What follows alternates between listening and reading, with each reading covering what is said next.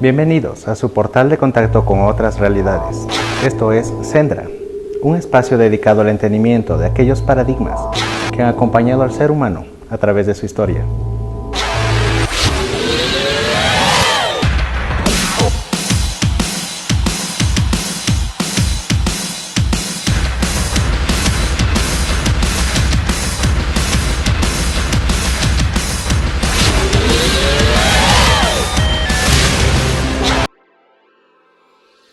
En el capítulo anterior vimos que los ultraterrestres superiores serían esa unidad arcangélica proveniente de la luz absoluta, la conciencia primordial y fuente del todo, o Dios.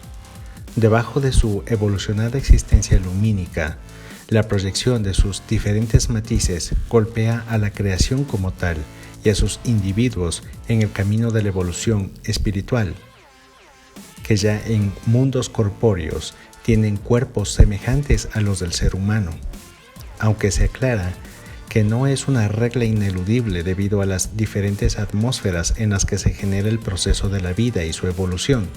Con estas circunstancias, sugerimos que hay razas primordiales de diferente tipología que justamente por su especialización en el ambiente en que se desarrollaron, tienen particularidades en su aspecto, pero que todos quienes poseen una personalidad son considerados seres humanos. De esta inmensa cantidad de seres en el universo, algunas razas, como es obvio, se agruparon y organizaron para seguir en la exigencia de la evolución existencial, y para sobrevivir como especies establecieron sistemas de gobierno, tanto en planetas individuales como en grupos de planetas o masivamente en sistemas o cúmulos de sistemas.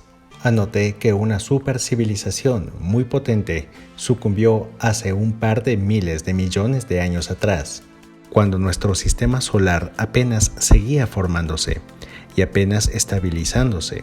Advertí que esta fue de tipo imperial y como en gran parte de su constitución los problemas entre las fuerzas que la conformaban empezaron un proceso de crisis y conflictos que llevaron a la disolución de esta organización y de lo cual las inconformidades se hicieron insostenibles, además de la demarcación de propiedad de una u otra raza por parte de sistemas de planetas y sus recursos.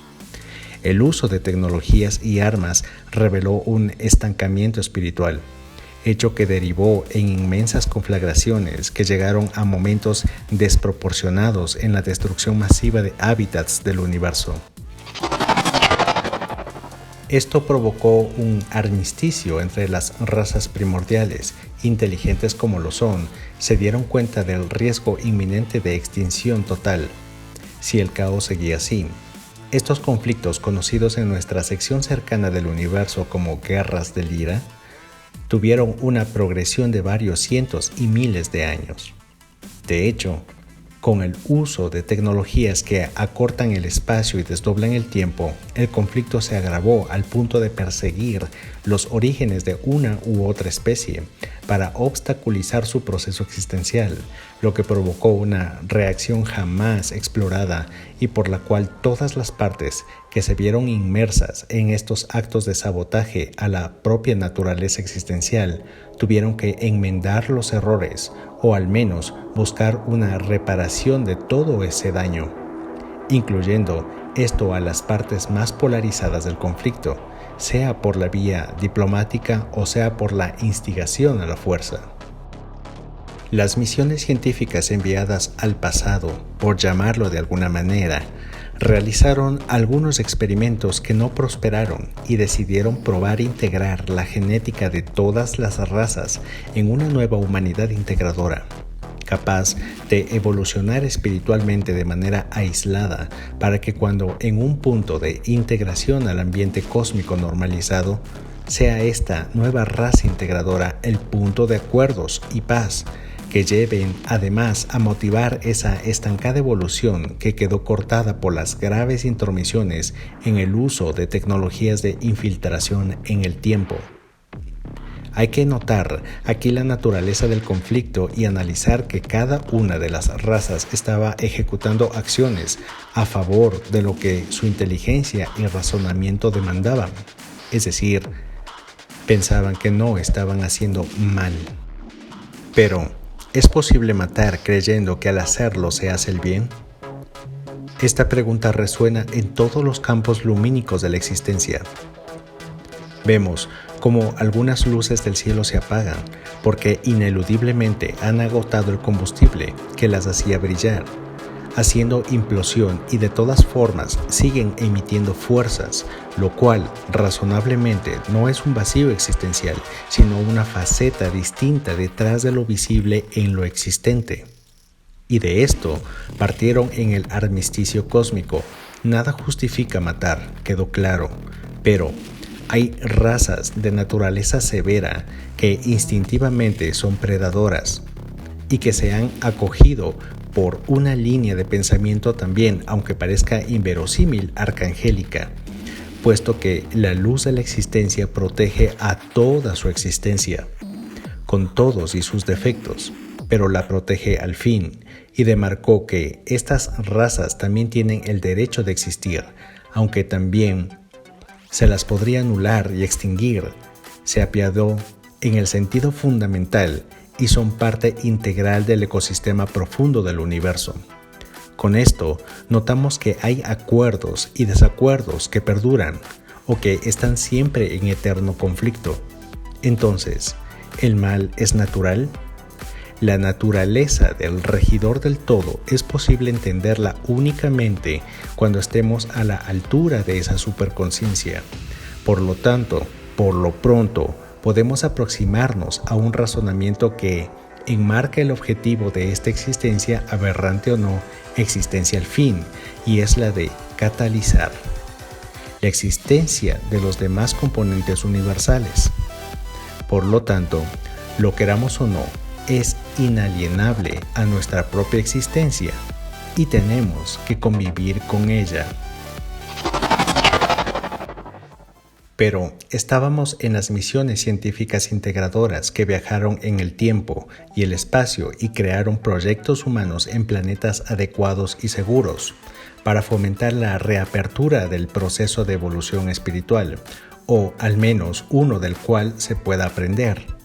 Recordemos que también se dijo en el programa anterior que la palabra Anunnaki es una denominación humana terrestre para llamar de alguna manera a estos semidioses que se hicieron cargo del proyecto creativo y civilizatorio que podemos ya constatar en la historia planetaria terrestre.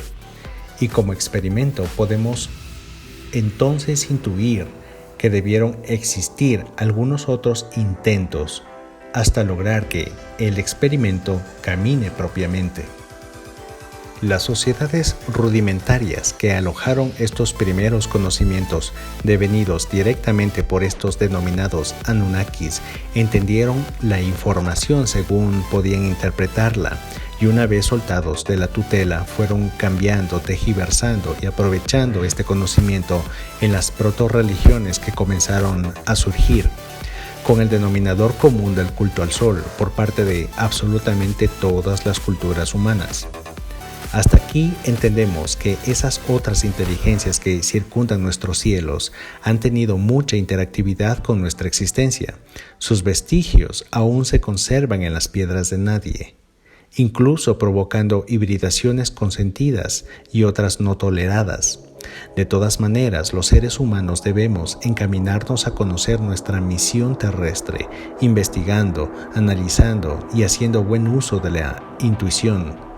El conocimiento y las experiencias proporcionan iluminación y crecimiento interior, que la denominamos nuestra luz cósmica, y esta nos acerca al entendimiento de nuestra génesis extraterrestre, explicándonos de mejor manera el milagro de nuestra presencia, Dios, Anunnakis, religiones, y nos acercamos a un mejor discernimiento de las piezas que conforman la verdad. Ahora, hemos apreciado, aunque someramente, el entendimiento del mal como presencia natural en el fenómeno de la existencia. Podemos concluir que en el plano superior este mal no existe, todo es luz absoluta. La polaridad es un estímulo del asentamiento de la luz en el plano material, lo que se ve y lo que está oculto, la luz y la sombra, y su eterno conflicto en el espacio y en el tiempo.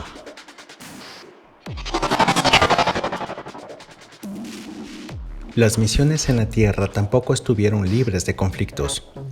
En algunos sistemas planetarios, razas tecnológicamente desarrolladas convivieron por distintos motivos con razas foráneas. En algunos cúmulos de planetas, la ocupación por migración interestelar se sucedió, al principio sin problemas, pero cuando el sistema de macroorganización imperial se desintegró, las diferentes confederaciones empezaron a protestar por sistemas que aparentemente les pertenecían. Sin embargo, remarco la palabra ocupación, es decir, en algunos sistemas de planetas, los confederados galácticos se asentaron conviviendo con razas originarias de esos planetas, acelerando procesos de tecnificación y mutuamente aportándose en diversos sentidos. Pero, al terminar la estadía pacífica, el fin de los intercambios, el comercio mutuo y demás acuerdos pacíficos llegó al caos, la desaprobación y los altercados. Habían pasado cientos de miles de años. El pasado de varios sistemas eran tan remotos que muchas razas perdieron el rastro de sus planetas originarios e incluso de su planeta primordial o de estirpe. En medio de estos desacuerdos se seguía desarrollando el proyecto integrador humano. En este mismo planeta Tierra se provocó una ocupación. Se decidió intervenir en la inducción de hibridaciones y aceleración de evolución de homínidos en medio de la convivencia con una raza primordial de tipo reptil que ya existía en fases muy básicas. De todas maneras, se prosiguió con el experimento. Este sistema, cercano a otros brazos galácticos, cúmulos de esta naturaleza del ascendente reptil, fueron impugnados en la propiedad de esta estirpe. Aunque el fundamento de esta protesta no podría comprobarse hasta terminar el proyecto de experimentación de la nueva raza integradora del humano universal. Sin embargo, la severidad de la raza cósmica reptiloide jamás declinó en la propiedad de este sector galáctico. Un comandante destacado y declarado héroe que participó en los procesos de armisticio en la región de Orión, lugar en el que las razas reptiloides generaron sus más grandes asentamientos u ocupaciones, pero enfatizo, no los más antiguos ni los de origen de su estirpe, es quien hizo el reclamo de esta propiedad. Su nombre es Satanael, que para el hebreo arcaico se tradujo en una fonética parecida a Hashatán, que quiere decir adversario. Este ser se acogió a los lineamientos de uno de los resplandecientes espirituales, un ultraterrestre, que en los fundamentos naturales acogen el respeto de todas las formas de vida, incluyendo a las más nocivas. Es necesario repetir, el fundamento de esta protesta no podría comprobarse hasta terminar el proyecto de experimentación de la nueva raza integradora del humano universal. De todas maneras, este comandante en mención fue degradado de su posición y depuesto en una cárcel del tiempo debido a su rebeldía severa respecto al plan divino en la Tierra. ¿Por qué? Exploraremos una respuesta a esto en el siguiente capítulo. Sendra, su contacto con otras realidades.